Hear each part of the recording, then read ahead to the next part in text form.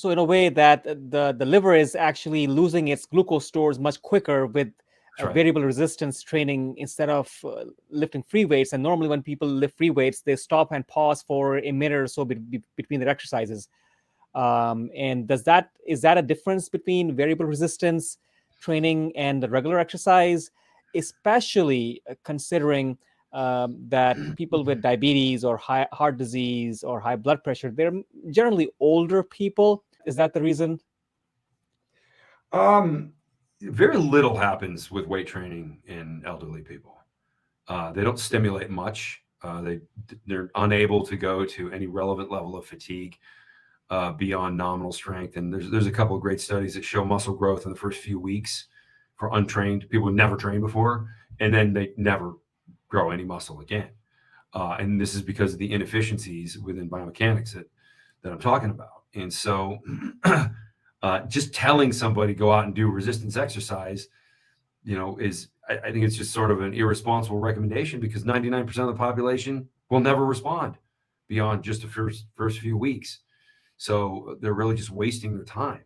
Variable resistance allows people to grow almost in perpetuity. There is a limit to how much muscle that human body can hold. We even have a protein in our body that's designed to limit us, called myostatin. But most older adults, and I'm not just talking about 50s and 60s with diabetes, I'm talking about like over 30. If you're over 30 and you're lifting weights, it's probably too late for that to have any real effect at all. And it's a shame. Like I get a lot of angry people telling me it's terrible. I say stop weightlifting, but there's a reason that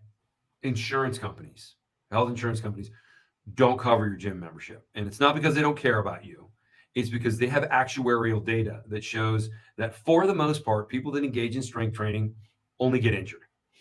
There's really no positive health outcome that comes out of it, with rare exception, or with very controlled environments, or when they start when they're a lot younger, or if they select a population that's already into exercise. So You mentioned that people don't have success with regular weights, right?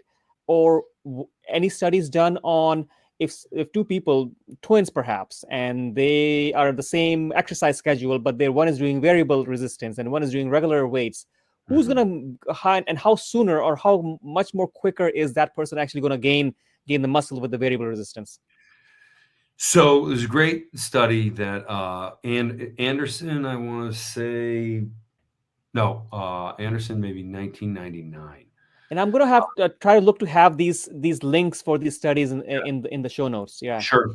Found they took Cornell athletes, strength athletes, and they split them into two categories. One of them, like college athletes are great because they're still growing. I mean, they're maturing still. But they're already athletic. So there's not question of do they know what training to fatigue is? Because sometimes when you get beginners, they do 10 repetitions with a weight that they could probably do 50 repetitions with. So they're not doing anything. So this study was great. Developing athletes, they split them into two groups. One did regular training, and they tracked their strength performance gains. Then they looked at the gain in strength with a variable resistance group. So very similar groups, right from the same sports teams, Cornell University. The other group used variable resistance. And the difference in their strength gains versus the control group strength gains was triple. That's actually why I called the product X3. Okay, interesting. So X3 is, I didn't know that. I actually looked at the product, but I didn't have a clue why it's X3, three times the effort or three times the results. That's good. Yeah. So they basically got stronger 3 times faster. Yeah.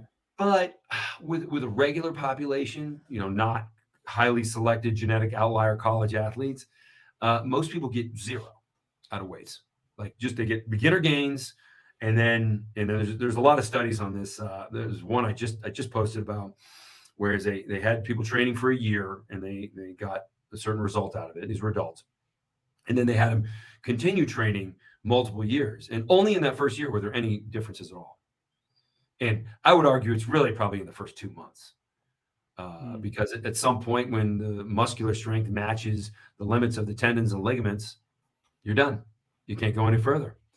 but you actually can if you strategically load the body with variable resistance.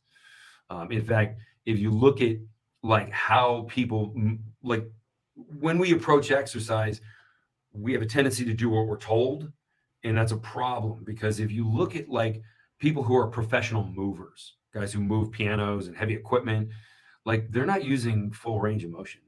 They're just trying to optimize the load exposure in their stronger range of motion so they don't injure anything. And so that's logical. That makes sense. Now, that's not necessarily the way we should exercise, because you do need a full range of motion. You need to amplify the blood flow as much as possible. But if we can change the weight as we move, we can strategically use force to trigger far more growth. And it just all because of a deeper level of fatigue. And like any other adaptation, whether it's like a suntan or building a callus on your hand, the most intense stimuli is going to yield the greatest adaptation. They can So I affect. have a question related with this. People who are elderly and getting injured, and insurance companies, of course, not paying for the gym Mhm. memberships. So a lot of people who have high blood pressure, diabetes, and heart disease, right? They are more than 40 years of age or 50 years of age. So how can you suggest, or what would you let them know that, hey, this form of exercise is actually better than the regular weightlifting exercise or machines that people are using? Why would this be a better route for them? Yeah, why would Results. this be a They're better? not going to get results with weights. Like it's just not going to happen. What And about and joints? How does it happen with regards to joint health? so with variable resistance, the weight drops off when the joint is in the sort of at risk position. So at the bottom. And I mean, I could demonstrate this with a squat also, but I'm sitting down. So if this is the part of the chest press that's going to hurt somebody, but it's light here. So they don't have much to deal with. Very few people injure at the top of the movement, and that's where it's the heaviest. So we're just strategically loading the body so that the more powerful forces come on where the musculature is more powerful also. So greater level of exhaustion, and we far diminish the risk because they're dealing with something nominal at the bottom, and Right, that's and not. you do need exhaustion to actually build muscle. You need to get the muscle to the limit. That's right. You have to break those muscle fibers and let it recover and build more muscle. Give the body stimulus to, oh, I need to build more muscle. You need to actually take it to the limit. So we talked about variable resistance, and you have this program 3x that you have said that it improves your muscle building efficiency by 3 times, not percent, not 30%, 3 times, 300%. Yeah. And can you walk us through your program? Yeah, there's pushing muscles one day, pulling muscles the next. So pushing, chest press, tricep press, squat, and then the pulling days like deadlift, row, bicep curls, um, and a couple other movements. But both of them, you're training with one set per exercise, and you're trying to get the greatest amount of force created in every one of those workouts. And you do that, you basically grow every single time. Is this the device? Is this the invention? That's it. And that's Terrell Owens, NFL Hall of Famer, using it. All right, Um, excellent. he's in his fifth. No, I think he's 49, and he just ran a 40 in 4.3 seconds.